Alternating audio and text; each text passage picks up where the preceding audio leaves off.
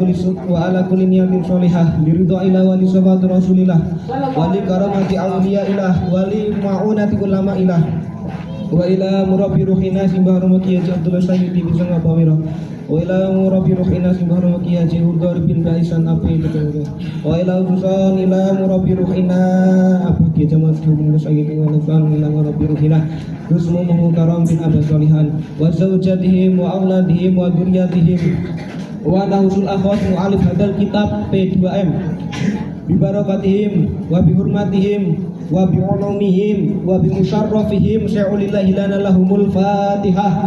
A'udzu billahi minasy syaithanir rajim. Bismillahirrahmanirrahim.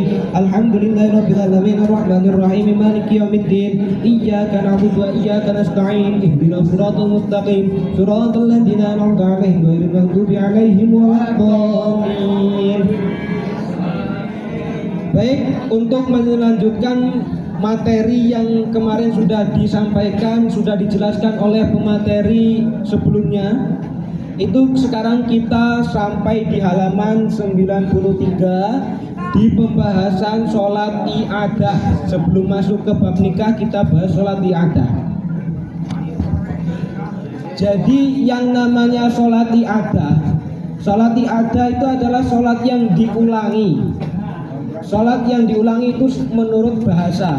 Kalau menurut istilahnya sholat i'adah, yakni sholat yang diulangi, yang dilaksanakan ketika sudah melakukan sholat yang sah. Jadi syaratnya sholat i'adah itu ketika sudah melakukan sholat yang sah. Nah, kemudian kita disunahkan untuk melakukan sholat i'adah. Dan di situ ada beberapa syarat-syarat yang akan dijelaskan, yang perlu ketahui. Langsung saja di sini bahasa sunnah mengulangi sholat maktubah, baik sholat pertama dilakukan munfarid atau berjamaah, hingga sholat Jumat pun itu disunahkan untuk i'adah. Jadi yang pertama, hukum sholat i'adah itu hukumnya sunnah. Nah, sholat i'adah itu berlaku untuk sholat maktubah. Sholat maktubah ataupun sholat yang diwajibkan, baik sholat yang pertama dilakukan itu berupa munfarid ataupun nggak berjamaah, kemudian pas ngulangi kelorone itu berjamaah, itu disunahkan.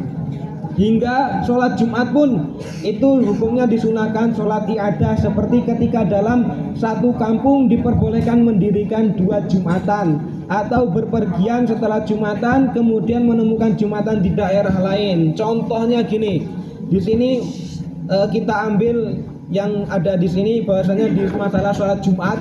Jadi contoh, saya sholat Jumat di Al-Fajar, kemudian saya jalan ketemu masjid apa namanya, yang Jumatannya kita apa jenenge? Al-Barokah. Dari Al-Fajar saya muter, arep pondok muter, dadak meng Al-Barokah sih. Ndelalah ning Al-Barokah jeneng nemoni Jumatan. Nah, di situ kita disunahkan untuk mampir kemudian mengikut sholat Jumat. Itu namanya sholat i'adah. Itu contoh di masalah sholat Jumat. Kemudian masuk kepada syarat-syarat sholat i'adah bisa dihukumi sunnah. Yang pertama yang diulangi adalah sholat fardu atau sholat sunnah yang diperintahkan berjamaah.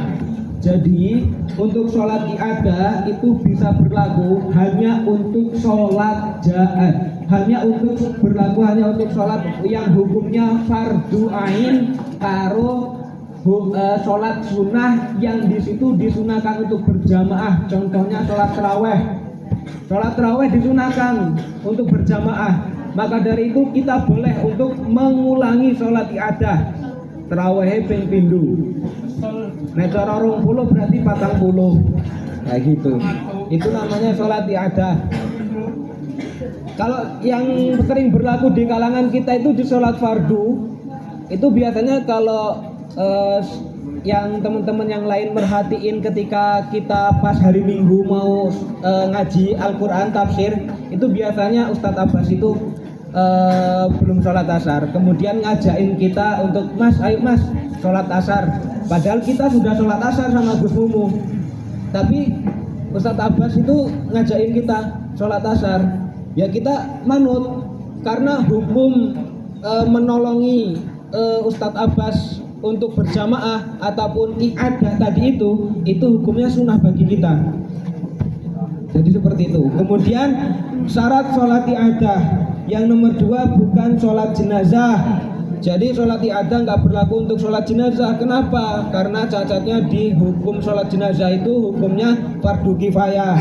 Tapi ketika kita kalau saya lihat di I'anatul Talibin, sholat jenazah itu boleh diiadah ataupun diulangi. Ngelakoni sholat jenazahnya 2 kali pada satu mayit itu diperbolehkan. Tapi hukumnya ntar untuk sholat yang keduanya itu bukan fardu kifayah, tapi sunnah mutlak.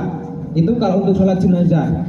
Kemudian yang nggak boleh lagi diiadah ataupun diulangi sholatnya yakni sholat nadar. Sholat nadar nggak boleh diulangi 2 kali. Kemudian sholat sidatul khauf. Sholat sidatul khauf yakni sholat yang masih di dalam peperangan. Sholatnya itu wis nggak enak rukuk, nggak enak sujud. Itu namanya sholat sidatul khauf. Sholatnya yo iso nalikani patagi ngadeg, ejek ngantemi wong, masih di atas kuda. Itu namanya sholat sidatul khauf dan itu adanya ya dulu di zamannya Kanjeng Nabi. Nah, di sholat sidatul khauf juga itu tidak boleh kita melakukan sholat i'adah. Kenapa? Karena sholat sidatul khauf, adanya sholat sidatul khauf itu adalah sholat yang dirukhsah ataupun kita itu mendapatkan kemurahan nggo ben gendang sholat di dalam medan perang, baru kui gendang rampung, baru kui enggak lanjut perang, ben perangnya fokus gitu, biarin perangnya fokus. Jadi di situ kita nggak boleh sholat i'adah, karena adanya sholat i'adah karena adanya sholat sidatul khauf itu ben gendang awakmu ki ben fokus, gendang ben bacoki wong kafir neh. Nah jadi seperti itu. Makanya sholat sidatul khauf tidak boleh di'iadah. Kemudian yang terakhir tidak boleh di'iadah adalah sholat witir. Sholat witir itu tidak boleh di'iadah, nggak boleh diulangi. Kenapa alasannya? Iya, kalau sholat witir di'iadah ataupun diulangi itu ntar jadinya sholat asfa, sholat yang genep. Loh iya, sholat witir 3 rakaat. Engko bangsa nunda arek turu jam 12 bengi, awakmu sholat witir meneh 3 rakaat. Jadi ini 6 rakaat, berarti kan nggak jadi witir, nggak jadi ganjil. Jadi ini asfa, sholat asfa engko jadi ini sholat genep. Makanya sholat witir nggak boleh diiadah gitu. Kemudian dan sedikit membahas sholat witir juga. Makanya dari itu sholat witir itu tidak boleh dilakukan 2 kali di dalam satu malam. Artinya di situ ketika bar terawih kok wis nglakoni sholat witir, itu ntar ketika udah malam kamu bangun tidur tahajud baru kuwi sholat witir meneh ku nggak boleh. Tapi kalau untuk sholat sunnah yang lain walaupun sudah sholat witir di setelah terawih itu boleh.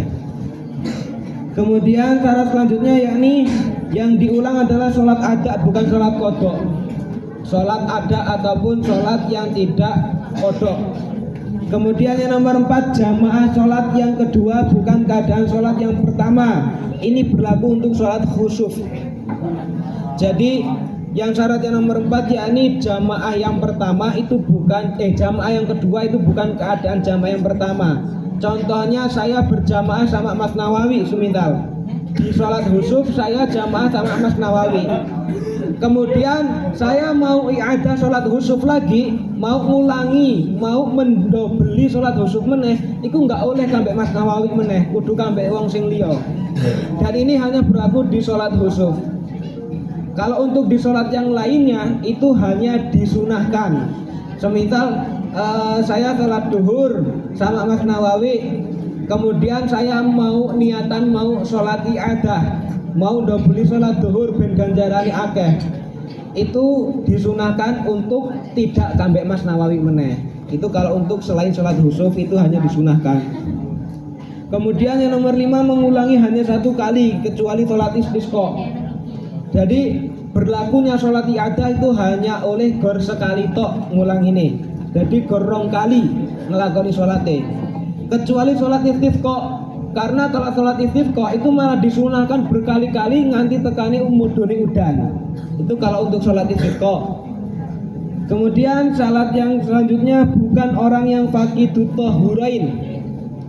Orang yang faqidut tahurain yakni orang yang tidak wudu kanggo banyu, ya enggak iso wudu kanggo tayamum. Jadi orang yang tersebut enggak bisa bersuci mangke tayamum, ya enggak bisa bersuci kanggo debu. Itu namanya faqidut tahurain. Ataupun ya nek sing berlaku ya kaya wong sing berluka bakar, dhek kenengan banyu ya enggak iso, kenengan debu ya enggak iso. Nah, di situ dia sholatnya lihurmatil wakti. Nah, di situ itu nggak boleh diiadah karena orang yang sholat faqidut tahurain itu hukumnya nggak sah dan dia wajib sholat lagi ketika udah sembuh. Makanya nggak boleh diiadah. Kemudian yang nomor 7 harus berkeyakinan diperbolehkan sholat iadah waroh ilmune. Kemudian yang nomor 8 dilakukan dengan berjamaah dan mendapatkan fadilah jamaah walaupun sholat yang pertama dilakukan dengan jamaah yang lebih banyak. Jadi walaupun jamaah yang pertama itu dilakukan lebih banyak, semisal saya sholat zuhur sampai kalih Gusmumu sholat zuhur sejumlah 30 orang. Kemudian saya nyampe kamar nanti tekane kamar ketemu Mas Jupar di tembe tangi. Ketemu Mas Jupar di tembe tangi doho di tembe tangi urung nglakoni salat jamaah urung nglakoni salat zuhur mergone ketinggalan jamaah mau sampai Gusmumu. Kemudian berhubung aku koncone Mas Jupar, wis lah aku nggo tak nulungi Mas Jupar ben Mas Jupar entuk jamaah ya aku entuk fadilah kesunahan untuk iadah. Aku tak nulungi Mas Jupar. Walaupun saya jamaah yang kedua itu hanya orang 2, artinya lebih sedikit dari jamaah yang pertama, itu diperbolehkan sholat iadah. Jadi walhasil kesimpulan untuk sholat iadah itu berlaku tujuan maksudul adab untuk sholat iadah, adanya sholat iadah itu untuk menyempurnakan sholatnya kita yang di awal. Maune sing sholat ning awal mandan kepikiran kambe sing kae, terus makanya disunahkan untuk sholat yang kedua kalinya. Jadi ya mbok sing kae ini utang apa uang enggak roh. Intinya maksudnya dari adanya sholat iadah yaitu untuk menyempurnakan sholat kita yang awal gitu. Oke, kemudian kita masuk ke dalam bab nikah. Bab nikah. Oke. Harapan saya ini kan tadinya kan taunya saya itu belum masuk ke dalam bab nikah. Ternyata berkebagian seorang bab nikah titik banget. Jadi ya dilanjut bab nikah. Wong nek ujarku malah sing arep ngaji bab nikah iku koyo Pak Abdu, Pak Diki ngono kuwi.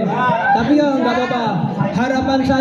Harapan saya setelah pemateri saya yang melanjutkan merampungkan bab nikah ya kayak Pak Abdu, Pak Fahri ngono kuwi sing wis luwih senior dari saya. Yang lebih paham. Oke. Lanjut bab nikah. Poin A, hukum nikah itu pada dasarnya terbagi menjadi 6.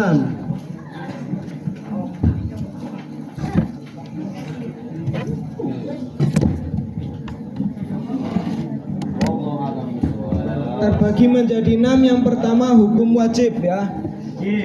Hukum wajib. Awas iki kenengan wajib engko nek misale urung bojo ya engko haram. Ntar kena dosa. Kita bahas, kita kira-kira masuk ke wajib apa sunnah apa makruh apa haram. Yang pertama wajib yakni bagi orang yang membutuhkan nikah. Orang tersebut butuh kepengin nikah, jane kepengin nikah dan memiliki ongkos untuk nikah. Dhewe duweni ongkos kanggone nikah. Dan khawatir zina apabila tidak melaksanakan nikah, maka hukum nikah baginya itu hukumnya wajib. Untung aja kita belum punya ongkos. Jadi kita nggak keteratapan hukum wajib. Soalnya ini misalnya keteratapan hukum wajib, kalau sudah keteratapan hukum wajib berarti ya konsekuensinya yang namanya wajib berarti lawan katanya adalah haram. Berarti ketika kita nggak menikah ya dewe keteratapan hukum haram, kan kayak gitu. Kebalikannya.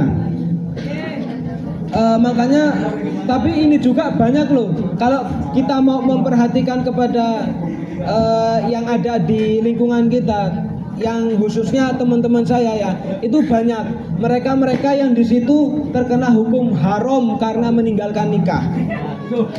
Karena kayak gini prakteknya, saya tanya sama teman saya yang sudah mapan, tak tekani, lawakmu ki kok nggak bojo-bojo ki larek ngopo? Emang nggak doyan bojo? Tak tekoni ngono kuwi. Terus jawabannya dia apa? Matamu lah, aku ya pengen bojo lah jarene. Aku aja kepengen bojo, aku ya jane ya pengen banget bojo. Lah sih nggak bojo lah, wong wis mapan wis duwe duit, kuduke ngono. Aku aja pengen ngerasake masa enomku. Aku pengen mendaki MDPL yang itu dulu. Jadi, nah kalau ada orang yang seperti itu, yang pada dasarnya dia sudah keteratapan hukum wajib, kok enggak nikah, berarti dia keteratapan hukum haram selama dia belum nikah. Mergone dia pada dasarnya hukumnya wajib untuknya.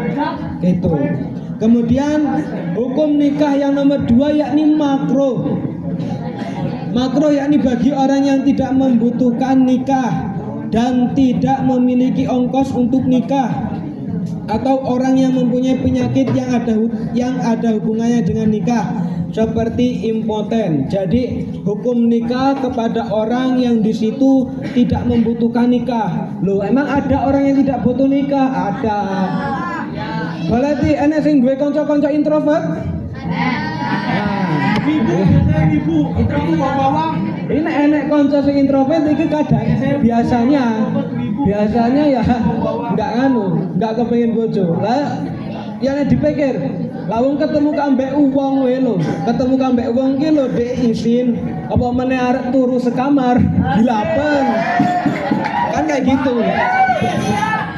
Tapi insya Allah dari kalangan kita semua antarnya pada sudah pencapainya yang enggak enak lah dengan kita hukum makruh. Ataupun hukum makruh terjatuh kepada orang yang mempunyai penyakit buntu, apa sih bahasanya? Ya, impoten itu peluh. Peluh itu ya nggak bisa intisar itu ya kayak gitu. Sing babake weruh impoten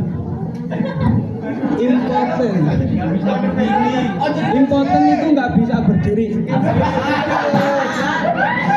Itu impoten. Nah, kalau ada orang yang seperti itu, maka hukumnya makruh nikah baginya. Loh, itu kalau contoh yang laki. Kalau contoh yang perempuan juga ya enek oh. Contoh yang perempuan itu di itunya ada tumbuh dagingnya ataupun apa sih bahasanya? Buntu daging. Itu hukumnya makruh. Ketika hukum nikah baginya. Kemudian lanjut ke hilaful aula. Hukum hilaful aula itu sebelum saya terangkan hukum hilaful aula, saya kasih tahu dulu hilaful aula itu apa. Hilaful aula itu adalah lawan kata dari hukum aula ataupun lawan kata dari hukum afdol. Berarti nek hilaful aula itu enggak afdol, itu namanya hilaful aula. Wajib lawannya haram, makruh lawannya sunnah, hilaful aula lawannya afdol ataupun aula. Nah, tidak utama, tidak lebih baik enggak nikah itu bagi orang yang membutuhkan nikah dan tidak memiliki ongkos untuk nikah. Nah, ini berlaku untuk para santri ini hilaful aula itu. Jadi gini, simak. Hukum hilaful aula dia membutuhkan nikah. Siapa sing ini enggak butuh nikah? Butuh toh? tapi nggak memiliki ongkos, berarti ya kayak dhewe ngene iki, butuh nikah tapi nggak memiliki ongkos untuk nikah. Kemudian kalau saya tengok di kitab Bujairomiyah itu ya podo memang cen santri, contohnya orang yang istigholul ilmi, wong sing ketungkul kambek golek ilmu, yo kan santri. Santri hukum nikah untuk selama masih di pondok berarti hilaful aula. Lebih utamanya tidak menikah ketika masih di pondok. Jadi nyantai. Terus aula. Aula itu hukum yang lebih utama untuk kita ambil nikah. yakni orang yang tidak membutuhkan nikah. Hukum aula, hukum bagi orang yang tidak membutuhkan nikah dan tidak memiliki ongkos. Orang yang tidak memiliki ongkos untuk nikah dan dengan nikah tidak mengakibatkan meninggalkan sunnah. Dengan nikah dia tidak yang tadinya intinya orang tersebut itu tuh orang yang biasa-biasa aja lah, orang-orang yang biasa-biasa aja. Artinya di situ ibadah ya ibadah biasa, tapi dia nggak butuh nikah. Delalah dia nggak kepengen nikah.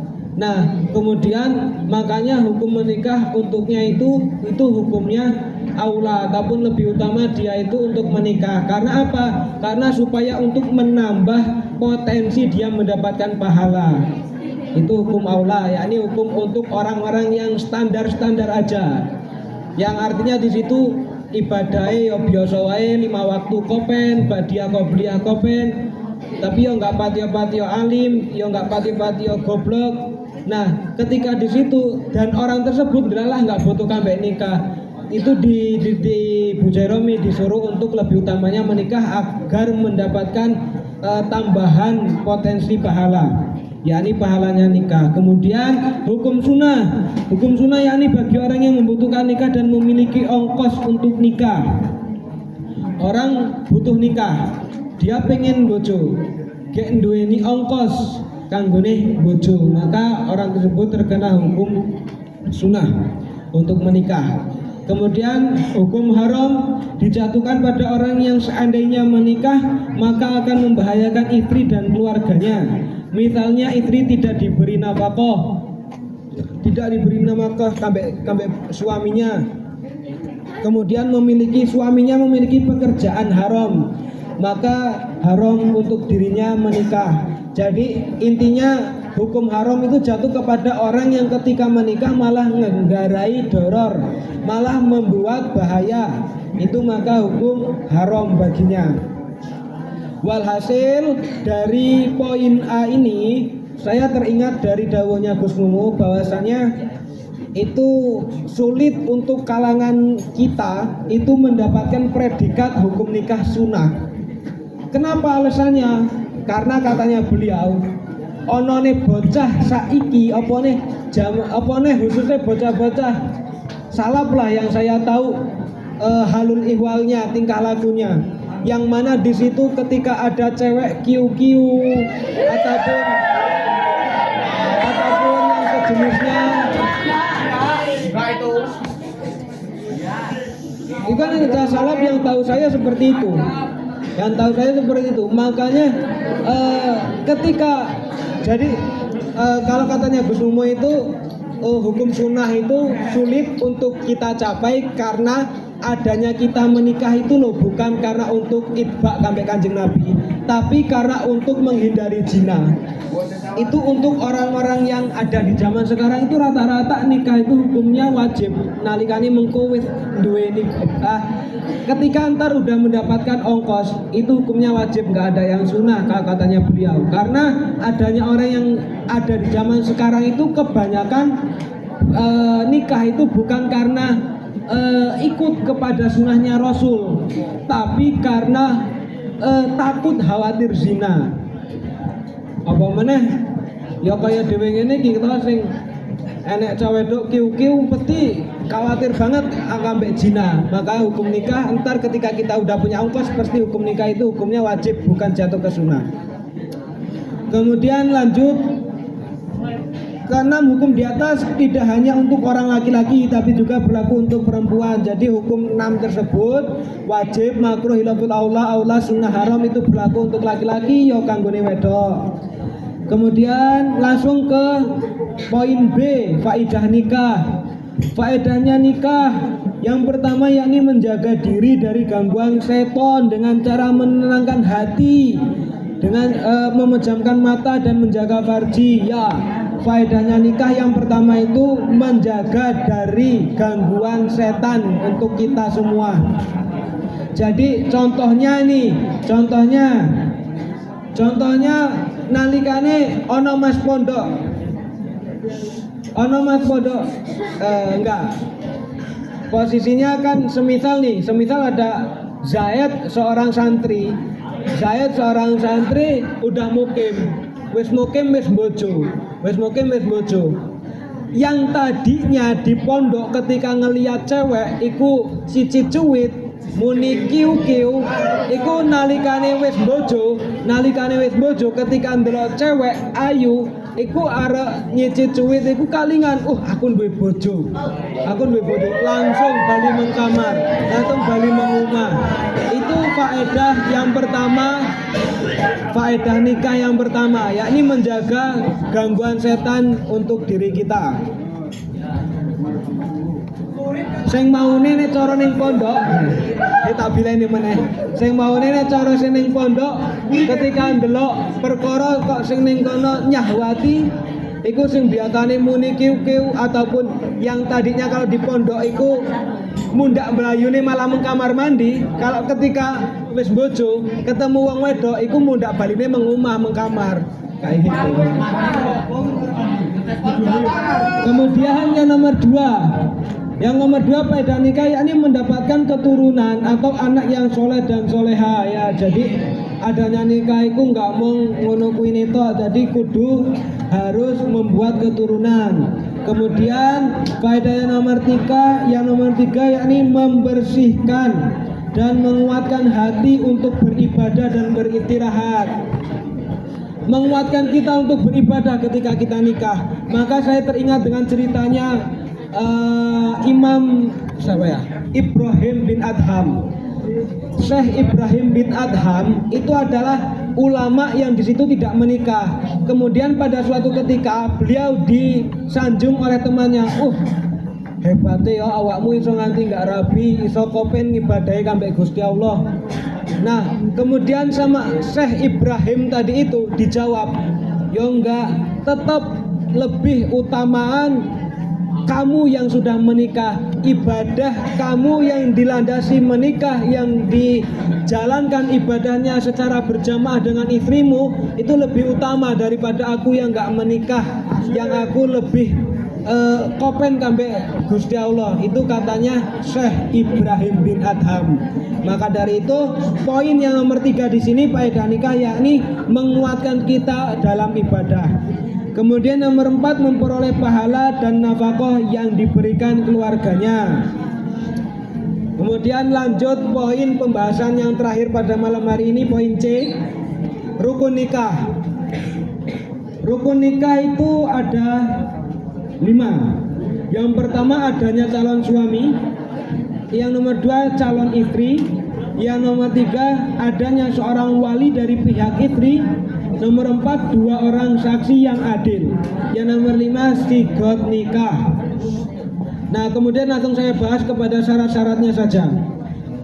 Syarat calon suami ini bukan kriteria suami, tapi syarat calon suami, syarat untuk dinikah. Syarat calon suami untuk dinikah. Syarat calon suami untuk dinikah itu yang pertama tidak dalam keadaan ihram. Kemudian yang nomor 2 tidak dipaksa. Jadi yang pertama tidak dalam keadaan ihram ataupun calon bojomu kuwi enggak nalikane pas lagi haji. Nah, pas lagi haji itu enggak diperbolehkan. Walaupun diperbolehkan nikahnya seorang calon suami itu enggak hadir di dalam majelis akad, itu diperbolehkan, ataupun diwakilkan kepada bapaknya itu diperbolehkan. Tapi kalau semisal adanya si calon suami itu masih di dalam ibadah haji itu nggak boleh. Kemudian yang nomor 2, tidak dipaksa. Tidak dipaksa artinya ya dengan mukhtar, ikhtiar, karepe dhewe, dengan kekarepannya kita untuk memilih calon suami. Itu syarat calon suami, tidak kepaksa. Kemudian yang nomor 3, tertentu orangnya. Nah, nih, jadi yang nomor 3 syaratnya tertentu orangnya. Jadi walaupun si istri boleh mempunyai seorang suami, itu nggak boleh ketika di dalam akad nikah itu dia nggak punya pertentuan mau nikah kambek si A mau kambek si B kayak gitu. Contoh karena saya ambil contoh seorang perempuan. Seorang perempuan. Jadi semisal ada seorang perempuan yang sama-sama cantiknya, terus sama-sama pinternya, sama-sama alimnya, sama-sama hafidatul Qur'ane, podo-podo mondoke ning Jawa, semisal ning Lirboyo. Nah, kemudian di situ hanya beda satu. Bedanya itu satu. Cuma namanya doang yang beda. Yang satu namanya, semisal saya ambil kosakata yang di situ ada, yang di situ maknanya elok dipandang itu apa? Apa ya? Kembang. Permata ya. Permata. Satunya itu namanya permata, satunya namanya yakut. Aslinya kalau dimaknai yakut ya maknanya permata ya permata. Nah, ada dua orang wanita podo-podo ayune, gormong bedo jenenge tok bedo. Nah, kemudian di dalam akad nikah si laki-laki tersebut iku wis pokoke tak serahke wae kambek kowe Pak Penghulu. Wong kae podo-podo calorone ayu kabeh, aku bingung gak iso milih. Wis pokoke aku tak manut awakmu sing nikah ning kono. Nek awakmu kemucape yakut ya tak tampa nikahe, nek awakmu kemucape permata ya tak tampa nikahnya. Nah, itu yang seperti itu enggak sah. Jadi harus ditertentukan dulu di dalam akad nikah. Ketika mau di dalam akad nikah itu awakmu ki arep bojone kambek sapa?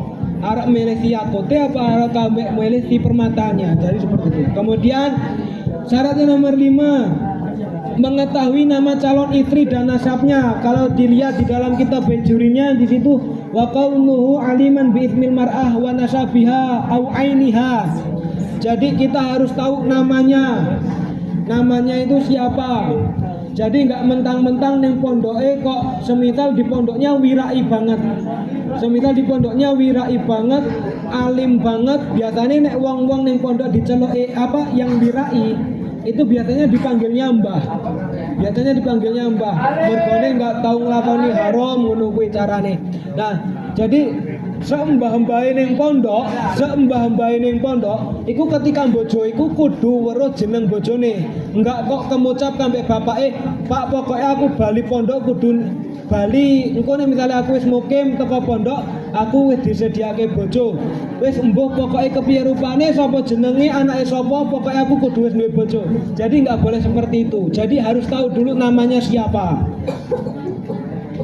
Mbak Hindun apa Mbak Zahroh kan seperti itu. Kemudian yang nomor 2, nasabnya harus diketahui si orang.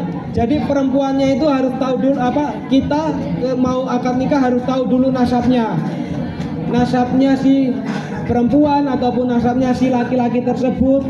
Sukune suku apa? Sukune suku Jawa apa suku Sunda apa malah blasteran Jawa kambek semendo semisalkan, apa anak keberapa, kedua apa ketiga. Nah, itu harus diketahui dulu nasabnya.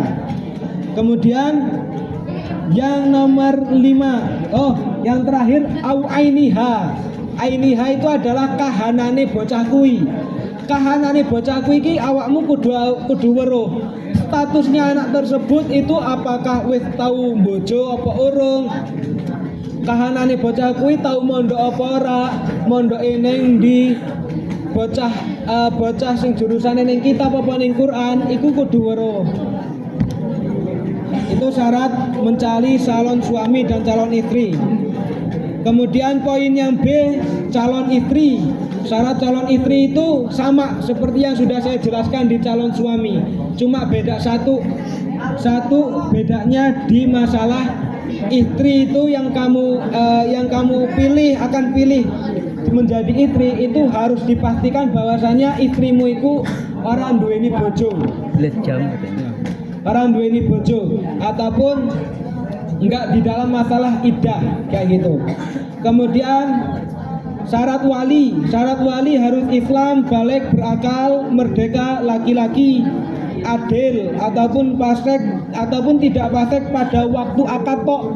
Jadi tidak fasik pada waktu akad doang. Kalau semisal sebelum akad kok dia pernah ngelakoni dosa ataupun orang yang fasik, itu tetap menjadi wali, itu hukumnya sah. Kemudian satu jalur dengan syarat-syarat calon suami dan istri ataupun satu akidah atau satu agama Islam, podo-podo Islami. Jadi nggak oleh nalikane awakmu seneng kambek wong kafir terus bojone kambek wong kafir, itu nggak oleh.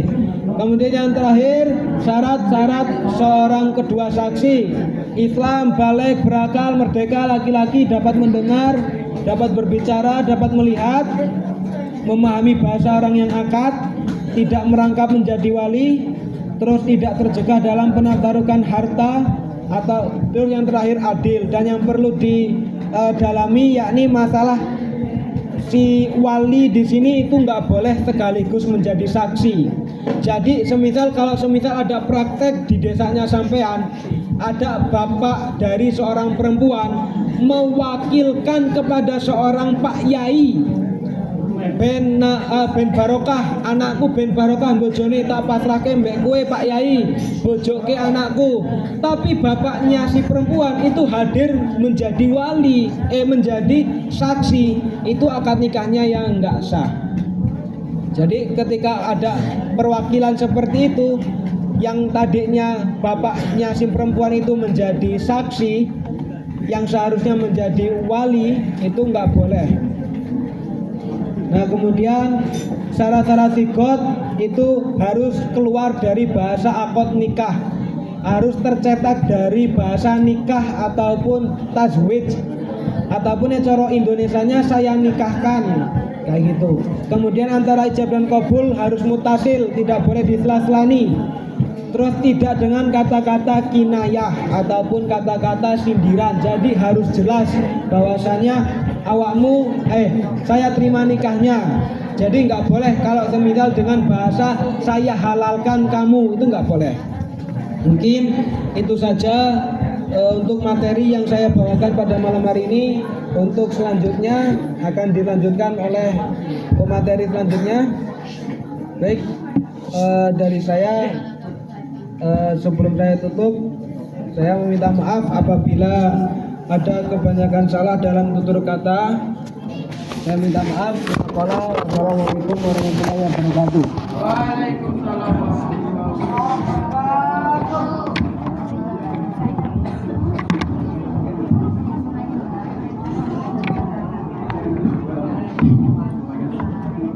Terima kasih kami ucapkan, semoga dengan apa yang telah dijelaskan dapat bermanfaat bagi kehidupan kita. Amin amin ya rabbal alamin. Lanjut kepada acara yang selanjutnya, yakni sesi tanya jawab sekaligus menjawab pertanyaan bulan kemarin yang pada kesempatan malam hari ini akan dibawakan oleh Bapak Muhammad Rizal Amami. Kepadanya waktu dan tempat kami persilakan.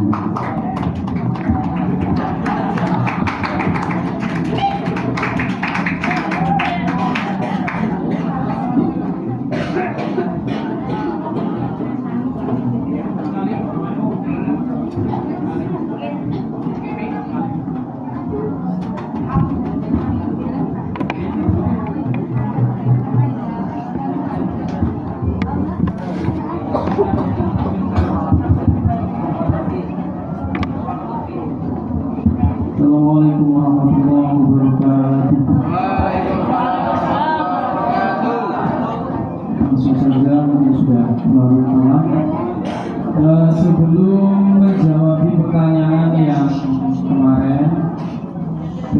yang tahun kemarin 2024. Jadi akan didata tanya jawab dulu, pertanyaan dulu.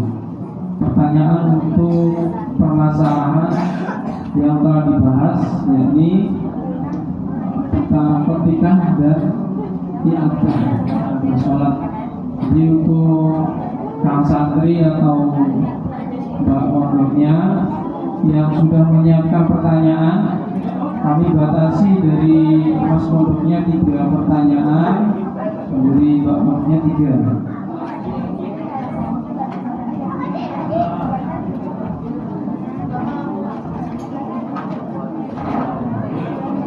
Ya, kami ulangi sedikit, ada peralatan kemarin sudah diringkas untuk mungkin agar tidak terlalu malam. Jadi 3 pertanyaan dibagi 2. Nah, mungkin dari Mas Pondok 2, Mbak Pondok 1, atau Mbak Pondok 2, Mas Pondok 1. Berarti nanti siapa cepatnya. Ya, mungkin saya persilakan dari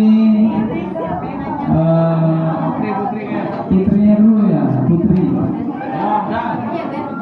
Oh, ada pertanyaan.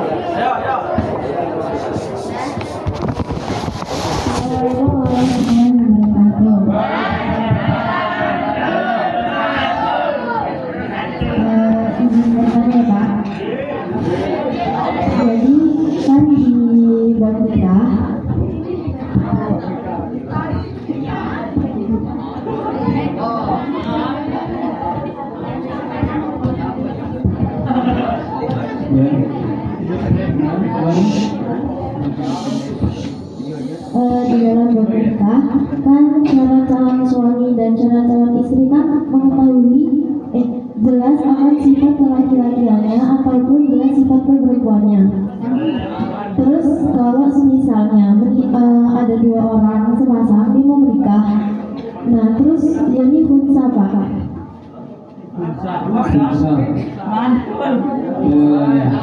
Orang yang berkelamin 2. Ya, nah sebelum melakukan pernikahan itu nggak ada tes kesehatan. Jadi kan kita kan nggak tahu dia ini laki, bener-bener laki atau emang campuran gitu.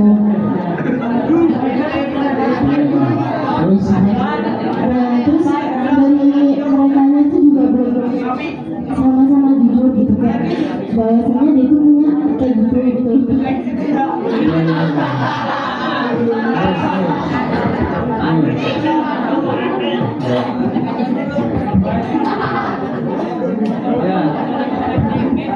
Nah terus sebelum pernikahannya nanti ketika dia udah nikah itu gimana Pak? sudah terlanjur nikah. Iya. Dan dia tahu itu ketika bisa nikah, apa nikah ulang? Oh ya. Jadi ada suasana kekasih ya, mungkin di situ punca yang satu laki-laki condong mukanya ya, dan penampilannya, yang satunya perempuan condong ke perempuan, terus menikah dan tidak ada kejelasan atau menjelaskan ke yang lainnya kalau memang duanya itu memang sama-sama punca kayak gitu. Iya, ya salah satu sih Pak, kan nggak tahu kan? Oh, salah satu. Intinya seperti itu ya. Ya ini kan pernikahan antara punca dan punca gitu, intinya gitu ya. Punca dan punca nikah gitu. Hukumnya bagaimana? Nggak, punca sama enggak kan? Jadi salah satu dari mereka. Oh, salah satunya. Iya. Berarti langsung ditentukan aja punca sama perempuan gitu. Ya. Ya cukup. Cukup. Yes, terima kasih. Ya, terima kasih. Assalamualaikum warahmatullahi wabarakatuh. Waalaikumsalam warahmatullahi wabarakatuh. Terus lanjut ke Mas Pondok.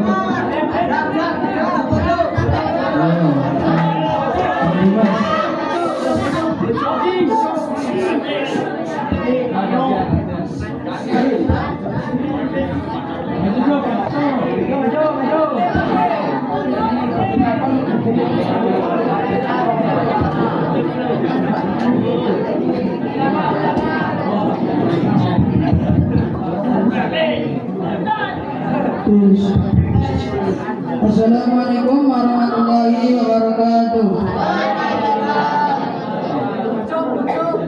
Izin bertanya, nomor 4 kan ada syarat calon suami. Yang nomor 4 adalah mengetahui nama calon istri dan nasabnya. Nah, waktu diperbolehkannya melihat calon istri itu kapan? Karena dalam piagam klasik diterangkan bahwa hitbah tunangan hanya sebagai tahapan awal untuk saling mengenal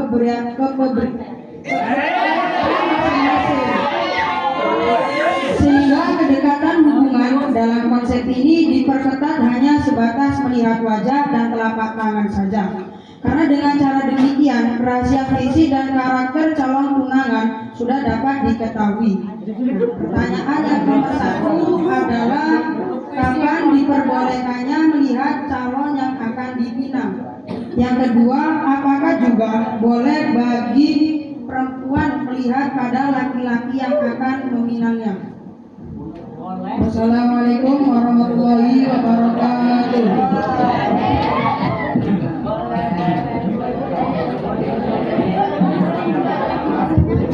Intinya di situ soalnya kapan diperbolehkan melihat lawan jenis yang di situ. Kemudian soal cukup ya, pertanyaan jelas ya Pak. Yang pertama apa yang kedua? Oh, yang kedua Boleh bagi perempuan. melihat pada laki-laki. Apakah ketika perempuan yang akan dipinang boleh melihat si laki-lakinya juga enggak? Nah, pertanyaan yang ketiga, ayo dari Mbak pondoknya atau Mas pondoknya, terserah. Terakhir. Hah? Boleh dulu lah, boleh dulu.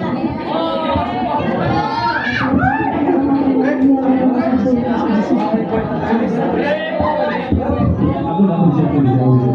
aku yang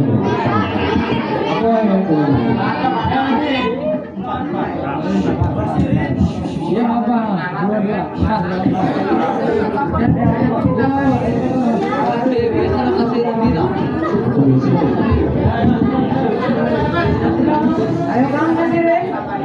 Dalam sholat ibadah, apakah niat sama seperti biasa atau ada niat sendiri?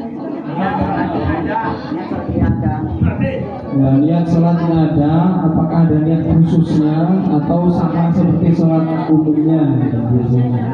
Gitu ya? Ya, cukup dari itu. Assalamualaikum warahmatullahi wabarakatuh. Yang ketiga tentang perihal permasalahan tentang ibadah. Tadi kan di dalam permasalahan ibadah niku tidak diperbolehkan untuk mengulangi sholat witir, betul nggih? Saniki kula tentang terus perihal permasalahan ibadah dalam sholat witir. Wau kan sanjane Pak Kababen niku boten kepareng berani sholat witir ya. Karena nanti dapat menyebabkan di situ tidak lagi kepada sholat witir tapi nanti masuknya kepada sholat asfa gitu. Terus lek asumsi kula ngoten karena kan ada hadis yang menerangkan seperti ini. La witrani fil laili wahidin. Boten enten dua witir dalam satu sholat malam. Nah, terus ketika si pelaku itu melakukan mengadakan sholat witir, apakah itu dapat merusak sholat witir tersebut atau hanya salah satunya saja rusak? Seperti itu. Dan satu asumsi satu lagi menurut saya di situ benar atau enggak tentang perihal tadi kan sholat ada itu kan harus sholat yang di situ disunahkan untuk berjamaah. Nah terus untuk sholat witir itu kan adalah sholat yang terkadang disunahkan untuk berjamaah dan terkadang tidak disunahkan untuk berjamaah. Ya asumsi yang seperti itu benar atau tidak seperti itu. Ya mungkin untuk poin pertanyaannya tadi, ketika kita mau diadakan sholat witir, itu apakah hanya salah satunya saja yang rusak atau kedua-duanya rusak atau menjadi sholat sunnah mutlak salah satunya atau kedua-duanya seperti itu.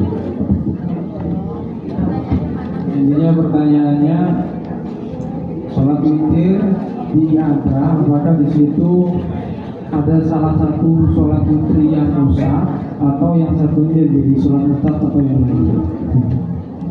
Cukup ya.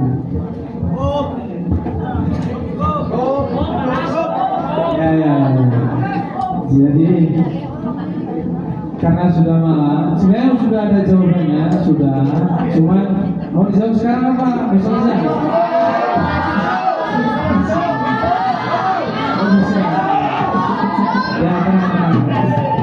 Ya karena mungkin kemalaman ya, mungkin besok digabung dan mungkin akan dikompromikan kepada pemateri biar nggak terlalu kemalaman sekalian, karena besok jawabannya itu banyak. Ya mungkin dari saya banyak salahnya. Saya beri wabillahi. Wassalamualaikum warahmatullahi wabarakatuh. Saudara Nabi Muhammad.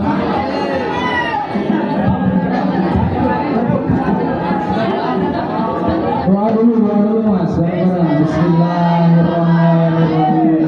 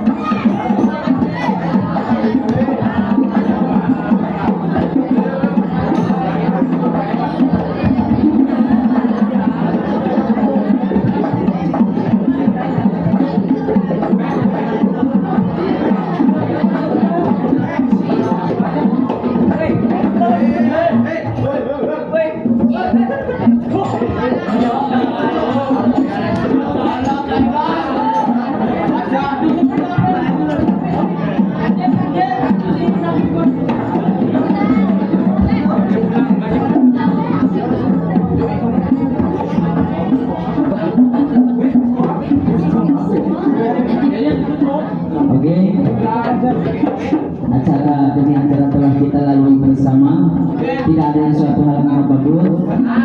Sekian dari saya akhiri wabillahi taufiq wal hidayah. Assalamualaikum warahmatullahi wabarakatuh. Sallallahu Nabi Muhammad.